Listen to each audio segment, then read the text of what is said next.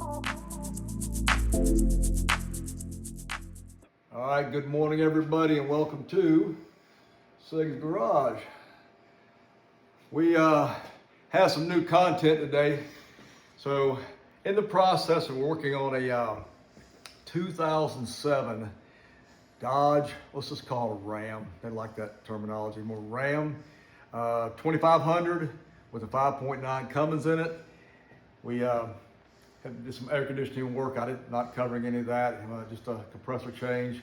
But we're doing a 2.5 inch leveling kit in the front. The truck has always had significant rake with nose down, and just belongs to my brother, and he wants to raise it up and to level it out. So I think the 2.5 inch kit's gonna work about perfect.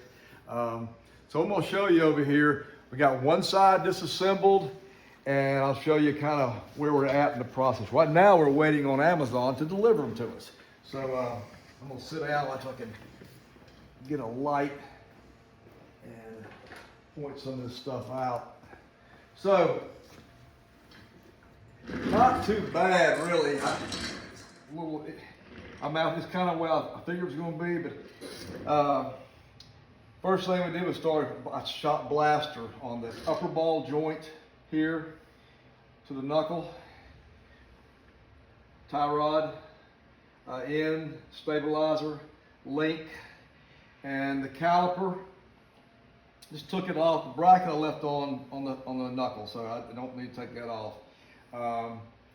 Caliper's up top, and just tied it off. Then started just running the nuts off. Everything popped off, easily with just hammering on the tie rod. Tapped it a little bit from the bottom, it popped right out. Of course, stabilizer's no big deal. Shock has to come out from the top. You take the top nut off, and then the two bottom nuts off of the studs and the lower control arm. And I'll show all this when we do the other side. I want to do one side at a time in case we have any issues with the installation. But at this time, it looks like it's going to go pretty smooth.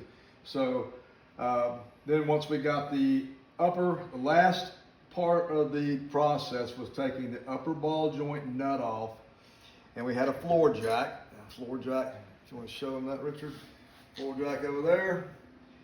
And we went to the lower ball joint and just raised up as I took the nut off, and then just held it and started letting it down till all the tension was off the spring. I felt it be loose, and then just dropped it on down.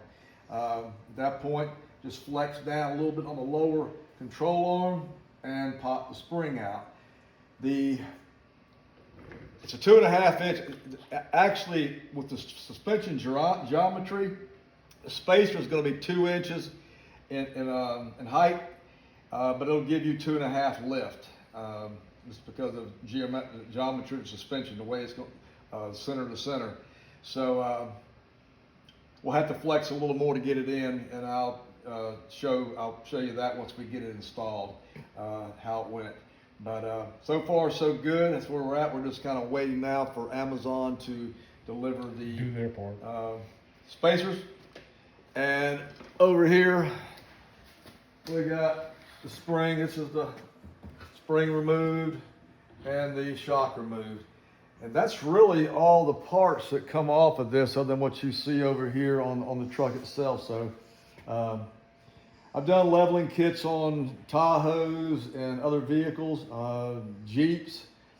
First time I've done one on a Ram truck. How would you rank this one, difficulty? Tougher than a Tahoe, a little bit. Jeep was probably the toughest I did.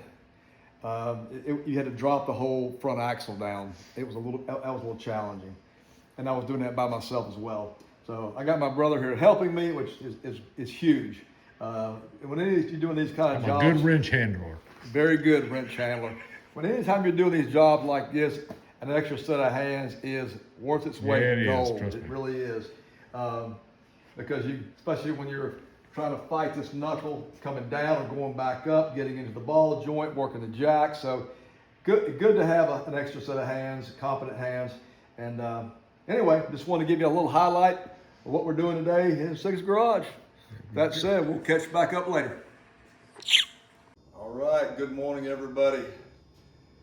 Welcome to Sig's Garage on a cool, wet Sunday morning here in South Carolina.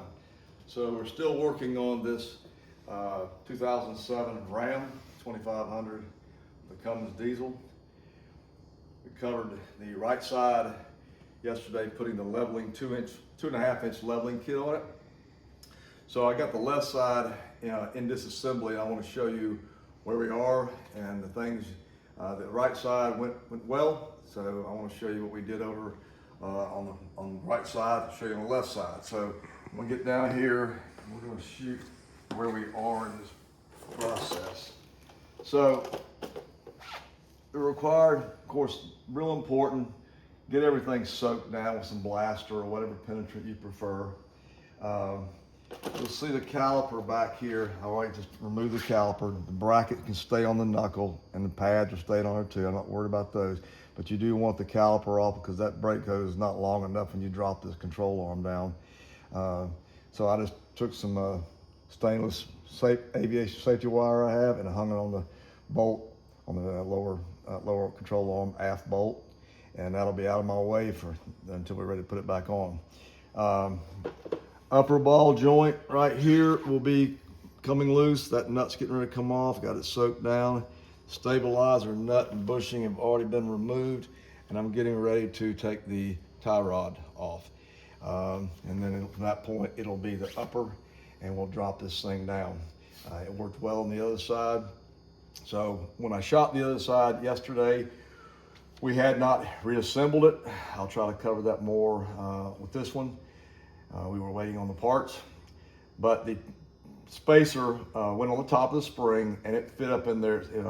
It nested well in the top, and I was able to push the lower control arm down where it fell right into the lower control arm pocket. So everything is going good this morning on this. So I just wanted to kind of give you a good visual of what's required and what's, things you don't have to take apart, at least for this type of leveling kit. Now, if you're going more extreme with other different springs or more than I'd say more than a 3 inch, this kit was offered at a 2, 2.5, and 3. We went with the 2.5, but I think anywhere from the 2 to the 3 would be done the same way we're doing this. Plenty of room to get the spring out and back in with the spacer. So anyway, just want to update you on that. Still have a little coffee out of my Waffle House cup, and just get going here. So hang with us and we'll be back soon. All right? Alrighty. Okay, so I want to give you another little update where we are from where we covered before. As you can see now, the spring is out, and of course it was just what we described. Upper ball joint off, and all you got to do is hammer. I sprayed it with some Blaster and just hammer right here in the spot on the knuckle, and of course I left the nut on loosely so it won't spring off, and hurt anybody, but you'll see it pop off. Same with the tie rod, hammer it out here, and then just put the nut on and give it a light tap there, and it popped. Doesn't hit it that hard, it popped right out. At that point, it's just a matter of having a jack. If you want to show them the jack over there, Richard. The jack under the control arm. And I do think you need to mention that this is not a one-man job. Yeah, so my brother's making a good point here. This is absolutely, I would not do this by myself, because the disassembly you could do by yourself. But when it comes to putting the spring back in with the spacer, jacking the control arm up, and you really have to jack both sides, be under both control arms, because what you're going to wind up, right now we're sitting on jack stands. You want to show them the jack stands under there? We're sitting on jack stands, but when you raise this up enough to compress the spring with the spacer to get the upper ball joint in, which is a challenge, I will say. It's a two-man job for sure, because one person is going to be guiding it in, then I had to put a pair of vice grips on here, or actually 460 channel locks is what I used, and grab it from outside to get the most leverage and pull down to get it into the knuckle. because it's Trust me. It's tight. It's tight. And then you got to get the nut on, and once you get the nut started, then you're home free. So anyway, 2-man job, and then once you get that on, it's just 100% reassembly from where you took apart. So we'll shoot some more here as we get it going back together, but I just wanted to show you kind of where we were. I cleaned the lower pocket out down there, so put a little lube on it so it'll help slide in. And of course, this is the spacer. We'll show them that. It's a 2-inch spacer, but it'll give you 2.5 lift. So nice unit. Got these on Amazon. Really inexpensive. I mean, they're nice aluminum anodized coating, and call it 50, 55 bucks in that range. And they just sit in the pocket up here, and they just nestle right in. So it's really nice. Spring goes in that groove, and you're home free. So the other side we put it on the ground last night. It looked really nice as far as the amount it raised it. So we're going to get back to work and try to get this thing back together. And we'll be back in a little bit. All righty. Okay, so as we've been covering this leveling kit on this 2007 2500 Ram with the Cummins, we have completed the project, trying to show different aspects of it, from the tear down and the things you got to remove. So the job is now complete, done, and we're shooting a kind of an overview of how it looks, and really couldn't be happier with the stance of it. As the owner of the truck, I've wanted to do this all along, and now it looks like it should look from the factory, in my opinion. My brother did a great job. So it did sit quite a bit lower in front, and the effective lift on this one with the spacers would measure out 2 inches, but as I said before, with the geometry, the effective lift is like 2.5. So, and we measured it, and the rake now, I'd say, is no more than 1/4 to 1/2 inch rake. Front to back, yep. And so a couple things I want to just throw in there. He will get an alignment after this. I would highly recommend an alignment. As I said before, I'm not going to say that you cannot do it by yourself, because I'm sure there have been people that have done it. I'm going to say I advise a second set of hands. It just would be so much easier. And tools. Yeah, and the proper tools. And I want to tell you what, time-wise, if you have the right tools, and I think 2 people, you can do this job in, I'm going to say, 6 hours.